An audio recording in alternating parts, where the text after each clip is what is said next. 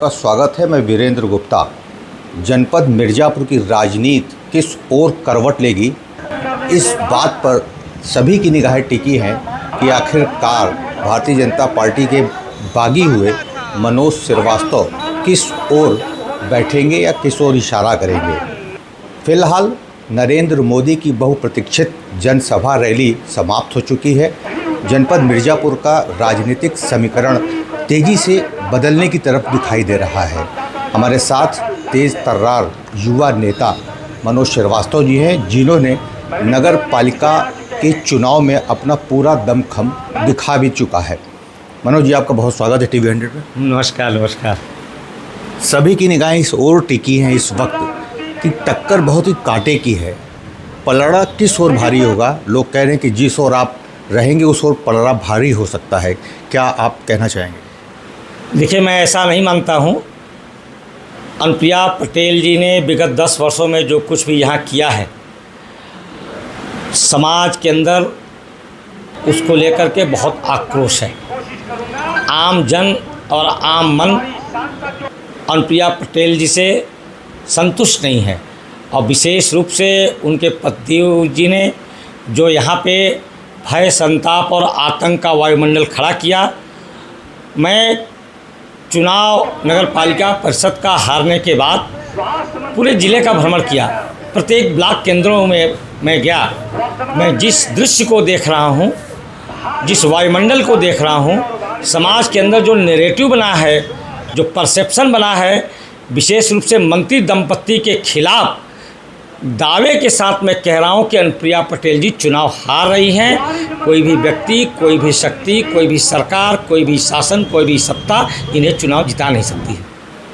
तमाम लोग ये कह रहे हैं कि चूंकि चुनाव नरेंद्र मोदी के चेहरे पे हो रहा है, इसलिए कोई भी होता एनडीए का प्रत्याशी तो वो नरेंद्र मोदी की वजह से जीत जाता। ये बात सच साबित होती थी 2014 और 2019 में।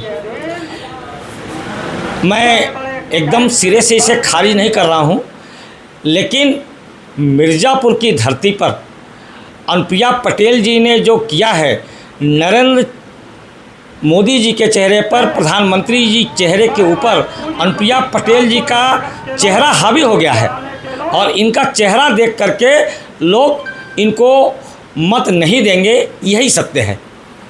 उनका ये दावा है, वो निरंतर हर जनसभा में लोगों से मिलते वक्त भी ये कह रही हैं कि उन्होंने जिस तरीके से मेडिकल कॉलेज बनवाया, उसके बाद आईओसी इंडियन ऑयल कॉरपोरेशन का जो टर्मिनल यहाँ स्थापित हो रहा है, तमाम पुल का निर्माण कराया, उनकी पैरवी के चलते कई सड़कें और अस्पतालों में बेहतर सुविधा हो रही हैं, तो आखिर वोटर क्यों नाराज़ होंगे उनसे? देखिए वीरेंद्र जी, बड़ी स्पष्ट बात कह रहा हूँ आपसे। मैं शुरू करता हूँ हलिया ब्लॉक का। प्रथम बार ये सांसद बनने के बाद ददरी गाँव से गोद लिया था।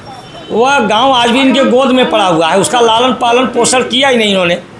दोबारा यहाँ नारायणपुर में बरईपुर गांव है, उसको गोद लिया, वो भी गोद में है, 5 साल उसको भी हो गया। एक तो इनके विकास सबसे बड़ा उदाहरण ये है, जिस मेडिकल कॉलेज की ये उदाहरण देती हैं, वह मेडिकल कॉलेज अगर मिर्ज़ापुर में इन्होंने बनवाया तो आप बताइए सोनभद्र में किसने बनवाया, चंदौली में किसने बनवाया, जौनपुर में किसने बनवाया? जौनपुर में तो भाजपा का सांसद भी नहीं था। कौशाम्बी में किसने बनवाया?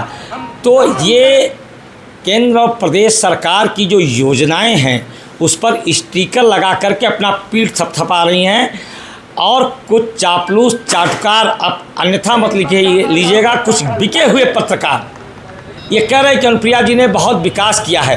हकीकत यह है कि मेडिकल कॉलेज बनने के बाद वह मंडलीय चिकित्सालय, उसे मेडिकल कॉलेज से अटैच किया गया, और आज वहाँ पे ओपीडी घट गई।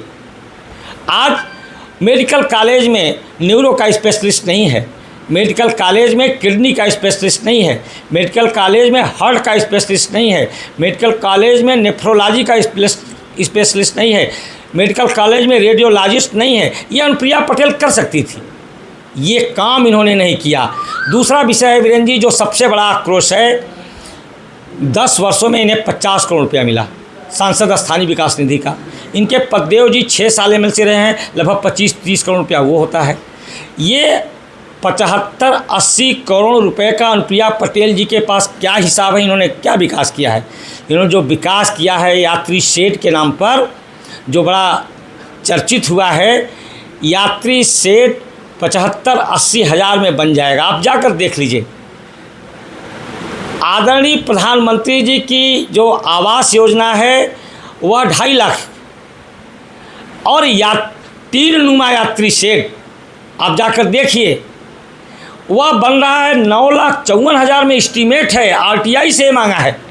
तो यह लूट और झूठ की राजनीति मिर्ज़ापुर की जनता समझ गई है, और मिर्ज़ापुर इनके लूट और झूठ के पर्दाफाश होने के कारण इस बार इनसे बिदक गई है। मैं ये बात कह रहा हूँ, बड़ी ठेठ भाषा में बिदक गई है जनता, और प्रधानमंत्री के चेहरे को देखने के बजाय इनका भी चेहरा इस बार जनता देख रही है। इसलिए यह मत प्रदान अनुप्रिया पटेल जी को नहीं करने जा रही है, कब प्लेट पे मोहर नहीं लगाने जा रही है। कल की रैली इसका उदाहरण है, बड़ी शक्ति लगी थी। ठीक है, आप बहुत ज़बरदस्त तरीके से विरोध कर रहे हैं अनुप्रिया पटेल का, अपना दलैस का, लेकिन ये भी पिक्चर क्लियर नहीं हो रहा है कि आप कभी दौलत सिंह का जो है समर्थन करने की चर्चा होती है बाज़ार में, फिर कभी समाजवादी पार्टी इंडी गठबंधन का। एक्चुअल में आप के जो समर्थक है, जो फैंस है, वो आखिर क्या मान के चलें, किसका साथ देना है, किसका विरोध करना है? देखिए, 2 प्रश्न है कि मैं इनका बहुत बड़ा विरोधी हूँ। मैं स्पष्ट बता दूँ, मेरी कोई व्यक्तिगत इनसे लड़ाई नहीं है। मेरी लड़ाई इनसे शुरू हुई कार्यकर्ताओं के मान सम्मान और स्वाभिमान को लेकर के। मेरी लड़ाई शुरू हुई कार्यकर्ताओं के हक और अधिकार को लेकर के। संघ विचार का 70% कार्यकर्ता आज दुखी है, निराश है, व्यथित है। जिन कार्यकर्ताओं ने आपको कंधे पर बिठा करके, सर माथे पर बिठा करके देश की सर्व पंचायत में भेजा, उस कार्यकर्ता के ऊपर आप फर्जी डकैती का मुकदमा लिखवाएंगे। दामनगंज की घटना है ये, मैं भाई कई बार जगह बोल चुका हूँ, विस्तार से नहीं बोल रहा हूँ। दूसरा, एक मनोज साहू दुबार का लड़का है, इनके कार्यकर्ता को 2 लाख रुपया दिया था, मांगे थे, ज़रूरत थी, दिया था। पैसा मांगने गया तो उसने बहस कर लिया, हाथ टक कर लिया, मारपीट किया।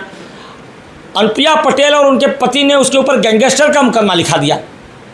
तो ये जिन कार्यकर्ता आपके लड़ता है, झगड़ता है, आपके लिए बूथ पर झगड़ा करता है, उस कार्यकर्ता के साथ आप कैसा व्यवहार कर रही हैं? मेरी लड़ाई यहाँ से शुरू हुई, मेरी कोई व्यक्तिगत इनसे लड़ाई नहीं है। और इसलिए दूसरा प्रश्न आपका है कि मैं किसके साथ खड़ा हूँ। शुरू से ये मेरा स्पष्ट है कि जो अनुप्रिया पटेल को हराते हुए दिखेगा, उसके साथ मनोज श्रीवास्तव, उस पूरी टीम, पूरी ताकत खड़ी है।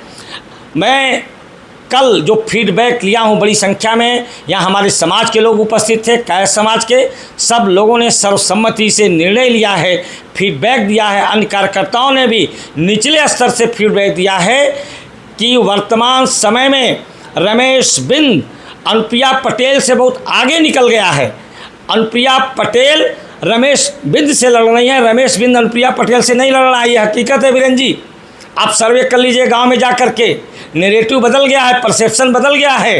रमेश बिंद के पक्ष में हम लोगों ने भी अपने सहयोगियों के साथ समर्थन करने का मन बनाया है। मैं एक बात और स्पष्ट करता हूँ, कई लोग ये प्रश्न उठाएंगे, सपा में चले गए, कहाँ चले गए, कैसे चले गए। मैं जहाँ था वहाँ हूँ, रहूँगा, लेकिन अनुप्रिया पटेल को हराने के लिए रमेश बिंद के साथ वर्तमान समय में खड़ा हूँ। बहुत बड़ा आपका डिसीजन है और इस वक्त ख़ास तौर पे बहुत ही महत्वपूर्ण साबित हो सकता है, काफ़ी निर्णायक साबित हो सकता है। लेकिन ये तो वक्त बताएगा, 4 तारीख को ही क्लियर हो पाएगा। लेकिन उसके पहले तमाम लोग ये कहते हैं कि एनडीए की सरकार ने जिस तरीके से मुफ्त में लोगों को राशन दिया है, आवास दिया है, 5 लाख का मेडिकल बीमा दिया हुआ है और हर घर जल नल योजना है, उसके अलावा आप 70 साल के बुज़ुर्गों के लिए मुफ्त में उनका इलाज भी होगा, मृदा परीक्षण है, डीबीटी के माध्यम से किसानों को जो है राशि दी जा रही है, सम्मान राशि, ये सब कोई मायने नहीं रखे। देखिए, हर घर जल योजना का आप मिर्ज़ापुर में देख लीजिए, 4 वर्षों से अमृत पेयजल योजना का ये स्कीम चल रहा है। हकीकत बताइएगा, मिर्ज़ापुर की जनता विगत 4 वर्षों से विष पीने को मजबूर हुई है या नहीं हुई है? बरसात के दिनों में इस अमृत पेयजल योजना के कारण यहाँ पे बहुत ही ऐतिहासिक, बहुत ही प्राचीन बाबा बूढ़ेनाथ का मंदिर है। उस धाम में इस अमृत पेयजल योजना के जो ध्वजवाहक हैं उनके कारण वहाँ मलमूत्र घुस गया, गंदे नाले का पानी घुस गया। ये अमृत पेयजल योजना की इनकी हकीकत है। गांव में चले जाइए, आपको दिखाई पड़ेगा। ये बहुत बड़ी लूटो खाओ योजना है।